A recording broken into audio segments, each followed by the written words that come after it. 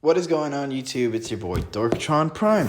So we're gonna be covering a game with Luis Pinto playing purple hybrid on the left hand side, and then on the right hand side we have Ray gonna be playing green red hybrid. So this is a run back from the regionals. The only difference is that Luis is playing a different deck. So let's go ahead and just start this up. On the left hand side, Luis is gonna be digivolving into a Lawemon, and then the right hand side, going to be setting up a Gossmon and a Flamemon. Flamemon going to be able to search. On the left hand side, he's going to be playing Analog for 2. Going to be able to grab something and dump the rest. He's going to Digivolve for 1 into the what is it called? I forgot that card's name. The Rihimon, and then gonna play a Mimi. So he's gonna go ahead and Digivolve into a Lotmon in the back. He's gonna set up a Ken. So he can't be put less than 3. So he's gonna go ahead and swing with the Rihimon, take out the Flamemon, get rid of some of that aggression early game. We don't want early game pokes. And then he's gonna go ahead and play Gazimon just to make sure if there's any memory gaining effects that it won't happen. He's gonna go ahead and swing Gossmon. Gossmon is going to die. And then he's gonna go ahead and Digivolve into a Metal Beetle. Metal Kabuterimon, I'm sorry.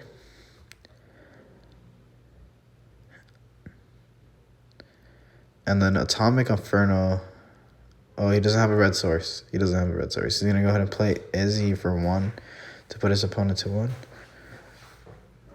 Now with a blocker and a Rihimon and a Gazimon, he's going to go ahead and Digivolve into a Cherubimon.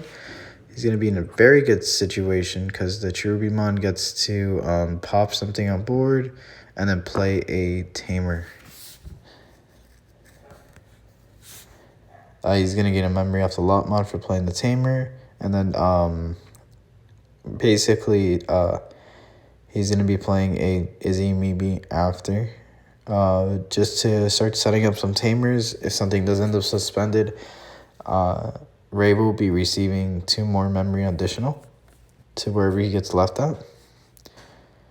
And then he's going to retaliate with the Pokemon. Pokemon going to be able to search. He's going to add the Mimi. The Mimi. And he's going to play the Mimi for 2 and put and then basically for free because of both Lopmons.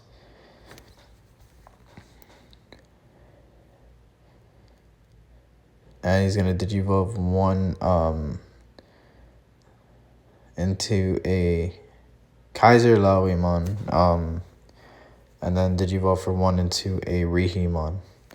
Now giving his opponent the 2 extra memory if he had a Digimon suspended. And then also setting up another ultimate on board.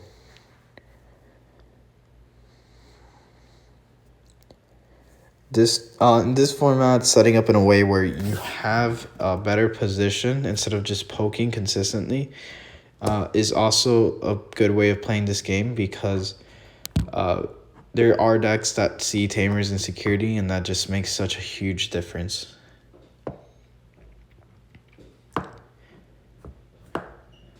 So he's going to go ahead and swing Cherubi at security. He's going to swing the Rihi, swing the Gazi, hit at Ken. And then Digivolve into Lawemon, swing Bokumon, and then swing with the Devimon for game. So that was game 1.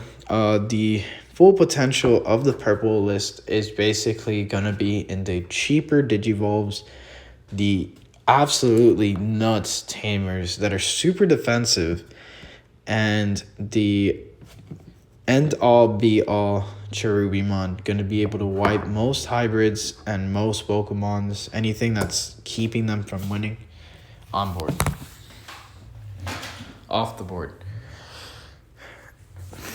Lewis's main objective in this situation would be to build a board that Bray cannot break, basically by setting up a wall of Tamers or a retaliation setup ready to punish. And then Ray's is just to do everything as efficiently and cheaply as possible, is to put his opponent to 1 and starve him. By also taking out those Bokumons that are pesky, and and making sure he doesn't have enough memory to digivolve into one of those 2 hybrids that he has in his deck for 2.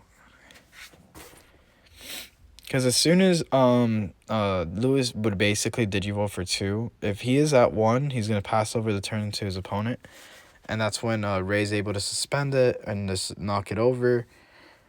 There's a lot of situations where the cheapness of green for the digivolving is just insane.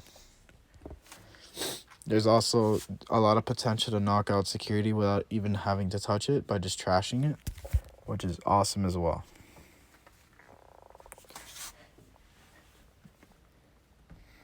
He's going to go ahead and digivolve into a Flamemon and then just pass his turn. His opponent going to be taking it full advantage of that, going into hard playing a Bokumon and then playing a Mimi for 2. The fact that Mimi is a 2 cost is insane because Lotmon makes it a 1, which is amazing. And then the next time you suspend it, basically you just get all the value back. He's going to hard drop a Rhino to put his opponent to 4. Very tough situation looking like for Ray. He's basically gonna retaliate with another Bokumon. Now gonna be adding the Kaiser Loemon to his hand. Now next time he digivolves, he's gonna be gaining 2 memory. And he's back up to 3. That's absolutely insane. He's gonna digivolve into a Rihimon, digivolve into a Gazi in the back, and then just gonna be playing a Schwarz to basically nuke the 1 Rhino. I mean the 1 Kabuterimon that was on board.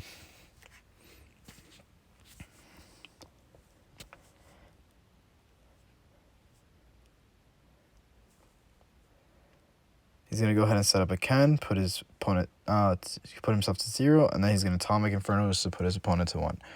Not a bad thing. Because now if he plays a Tamer, he can't really gain the memory off it. He's going to go ahead and swing Gazi. Gazi's going to die. He's going to draw a discard. And he's going to discard probably something that will give him momentum later on with Cherubi. So there's so many things to discard. Like any rookie, basically, you're discarding can come back from Cherubi's effects. He's going to go ahead and discard a Lotmon. He's going to swing at the Rihi. Rihi's going to use its effect to play the Tamer. He's going to play the Mimi that was right under it. Now it's when it gets bad because he gains the 2 memory from the Bokumons and is ready to set up again. It doesn't get retaliation, guys. The Kaiser only gets retaliation when and only when it digivolves over the Koichi, I think it is. The Koichi Tamer, the purple one. He's going to swing both Bokumons just to make sure he has that pressure. Digivolves into a Rebellion. Rebellion going to be making sure if he does clap back next turn, it's going to be a very small one. Giving out a Retaliator blocker. And then playing a Lotmon for 3. There's a lot of things Ray can do here to push back his potential. He's going to go ahead and digivolve for 2. He's going to be able to search and add a JP or a hybrid. He's going to add either the Rhino or the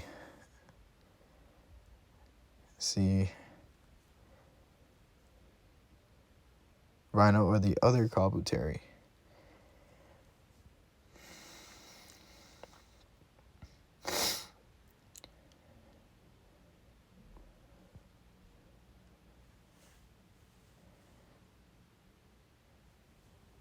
He's going to go ahead and digivolve for 1, suspending the Lotmon, because he did digivolve over a hybrid.